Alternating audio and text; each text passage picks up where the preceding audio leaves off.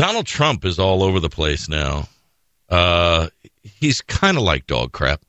It's that stuff that you get on the bottom of your shoe and you really don't want to touch it, but you want to get rid of it, so you just slide it along the curb or some way to try and get that goo off your shoe. But Trump now is trumping himself, T-Rump as we call him here on the program, because he wants to head up this debate on December 27th. And apparently the yeas and nays are piping in already. John Huntsman was the first to say nay. I believe his comments were along the lines of, no, the family and I are going to pop up some popcorn and we're going to sit around and watch the festivities take place. Ron Paul's people said no, they're not going to go, and I guess Donald Trump didn't like the response from Ron Paul's people. Didn't have anything to say about John Huntsman saying he was just going to pop some popcorn and not show up at the event. But with regard to Ron Paul's people, Donald Trump apparently doesn't like being dissed by anyone of no consequence. But Huntsman is a guy of no consequence with 2 points, I think he's got right now, 2% in the Iowa poll. And he had nothing to say about him. What's Ron's number now in the Iowa debate? He's number 2 now. 18. It's like 18% in the Iowa poll. So Donald Trump, being the classy ass that he is, he said, as I said in the past, I'll reiterate again, Ron Paul has a 0 chance of winning either the nomination or the presidency. And he said my poll numbers were substantially higher than any of his poll numbers at any time. Few people take Ron Paul seriously, and many of his views and presentation make him a clown-like candidate. I'm glad he and John Huntsman, who has inconsequential poll numbers or a chance of winning, will not be attending the debate and wasting the time of the viewers who are trying very hard to make a very important decision. Really? Well, why are you involved in the process, Donald? He's trying to take something very seriously. Although, Jesse, you seem to think that Donald Trump is the epitome of where we are at in this reality show. Yeah, who better to lead the parade of ass clowns than the ultimate ass clown himself, Donald Trump? How appropriate. There is something to be said for that. I mean, it's really, it's not so much the whole Donald Trump thing that bugs me. It's just that how we've elevated reality and nothing into reality and something. Basically, you're taking nothing, which is what reality is as far as television goes today, and people of absolutely no talent or consequence that basically rise to the top of our collective consciousness simply because they're on TV.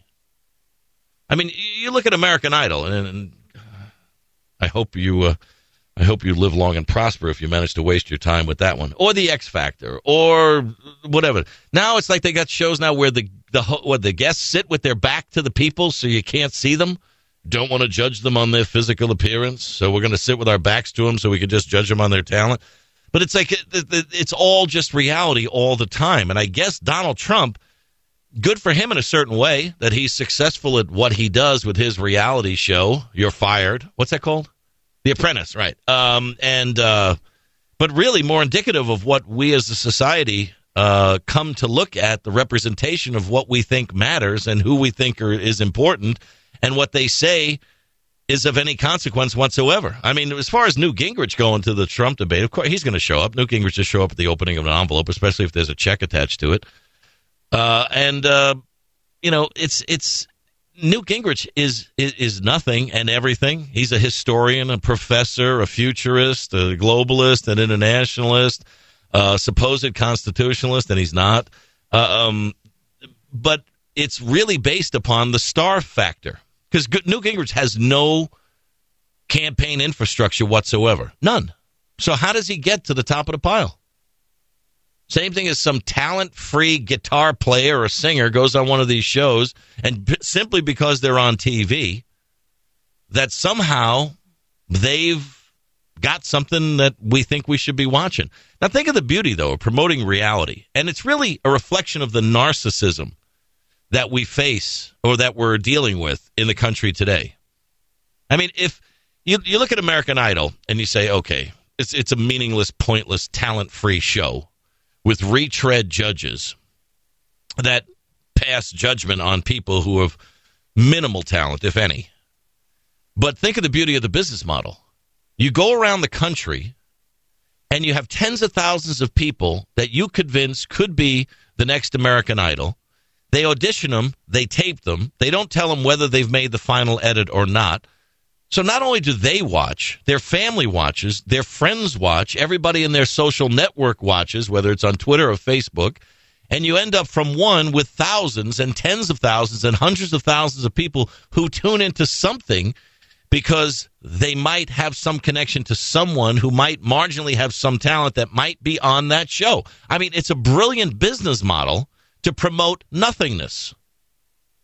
And out of the nothingness of the tens of thousands of people that audition, you get maybe 5 to 10 that might have some degree of talent, and out of that, maybe one or two have any sustainability over any period of time.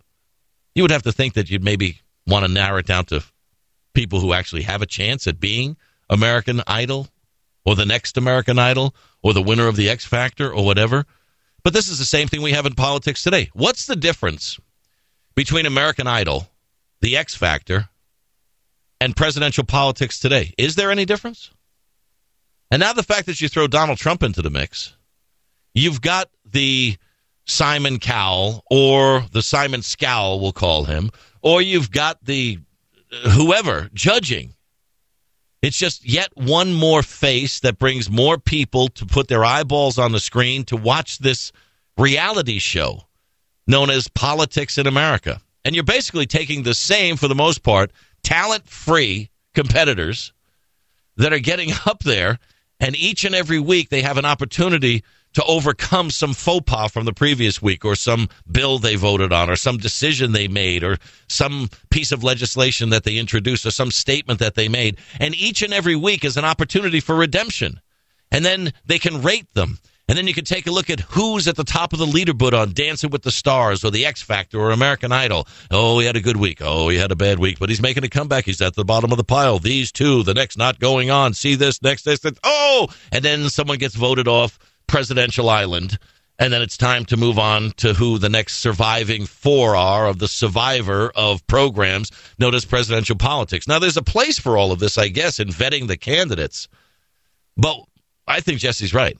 What better guy to have than this carny known as Donald Trump, to be at the pinnacle of taking nothing and turning it into something.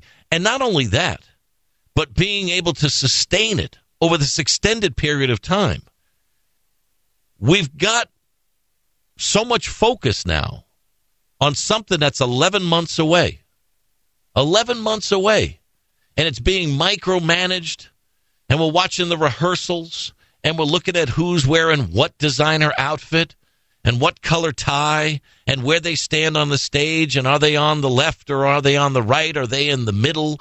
The lighting, the makeup, the hair, the micromanaging of all the minutia, instead of just taking a look at the person who has the best ideas.